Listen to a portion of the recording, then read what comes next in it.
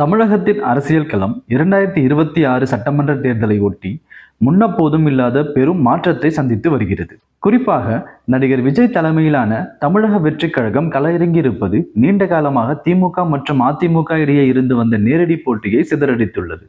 அரசியல் வியூகர்களின் கணிப்புப்படி விஜய் தனது செல்வாக்கின் மூலம் சென்னையின் நகர்ப்புற தொகுதிகளிலும் அதிமுகவின் கோட்டையாக கருதப்படும் கொங்கு மண்டலத்திலும் மிகப்பெரிய அதிர்வுகளை ஏற்படுத்துவார் என்று எதிர்பார்க்கப்படுகிறது. இந்த பகுதிகளில் உள்ள இளைஞர்கள் மற்றும் முதல் முறை வாக்காளர்களின் ஆதரவு விஜய்க்கு சாதகமாக திரும்புவது இரு பெரும் திராவிட கட்சிகளின் வெற்றி வாய்ப்புகளை கணிசமாக குறைக்கக்கூடும். தென் தமிழகம் மற்றும் டெல்டா மாவட்டங்களை பொறுத்தவரை அங்குள்ள ஆழமான அரசியல் வேர்களை விஜய் முழுமையாக பிடுங்கிவிட முடியாது என்றாலும் பதிவாகும் வாக்குகளில் பெரும் பகுதியை அவர் பிரிப்பார் என்பது உறுதி.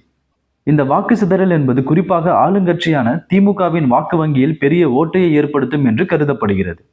விஜயின் கட்சி நேரடியாக ஆட்சி அமைப்பதற்கான இடங்களை பெறுவது சவாலான காரியமாக இருந்தாலும் மற்ற கட்சிகள் பெரும்பான்மை பெறுவதை தடுத்து நிறுத்தும் ஒரு கிங்மேக்கர் இடத்தை பிடிக்கும் வல்லமை அவருக்கு இருப்பதாக பலரும் நம்புகின்றனர்.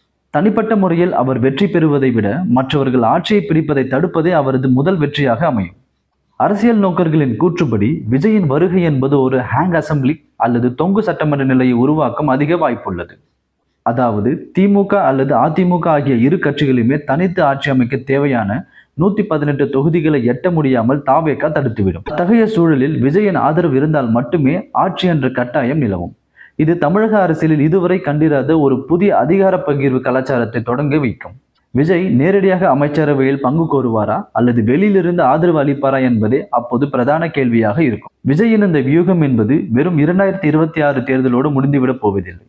இது ஒரு நீண்டகால திட்டத்தின் தொடக்கமாகும்.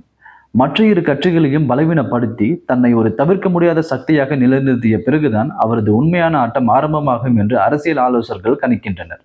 தேர்தல் முடிவுகளுக்கு பிந்தைய பேரங்கள் மற்றும் கூட்டணி மாற்றங்கள் தமிழக அரசியலை வேறொரு திசைக்கு இட்டுச் செல்லும். குறிப்பாக திராவிட சித்தாந்தங்களுக்கு மாற்றாக அவர் முன்வைக்கும் அரசியல் பார்வைகள் எந்த அளவிற்கு மக்களிடம் ஈடுபடுகிறது என்பது பொறுத்தே அவரது அடுத்தடுத்த நகர்வுகள் அமையும். இறுதியாக 2026 தேர்தல் என்பது வெறும் ஆட்சி மாற்றத்திற்கான களம் அல்ல. அது தமிழகத்தின் அரசியல் தலைமுறையை மாற்றும் ஒரு மைல்கல்லாக அமையப்போகிறது. ஸ்டாலின் மற்றும் எடப்பாடி பழனிசாமி போன்ற அனுபவம் வாய்ந்த தலைவர்களுக்கு மத்தியில் ஒரு அவுட்ஸ்டாண்டராக நுழைந்த விஜய் செய்ய போகும் மேஜிக் என்ன என்பதை பார்க்க ஒட்டுமொத்த நாடே காத்திருக்கிறது. இவர்கள் கணிப்பு நிஜமாகி விஜய் ஒரு தீர்மானிக்கும் சக்தியாக உருவெடுத்தால் அது தமிழக அரசியல் வரலாற்றில் ஒரு புதிய சகாப்தத்தின் தொடக்கமாக இருக்கும். மும்முனை போட்டியின் இறுதியில் மக்களின் தீர்ப்பு யாருக்கு சாதகமாக இருக்கும் என்பது இன்னும் சில தினங்களில் நம்மளுக்கு தெரிந்துவிடும்.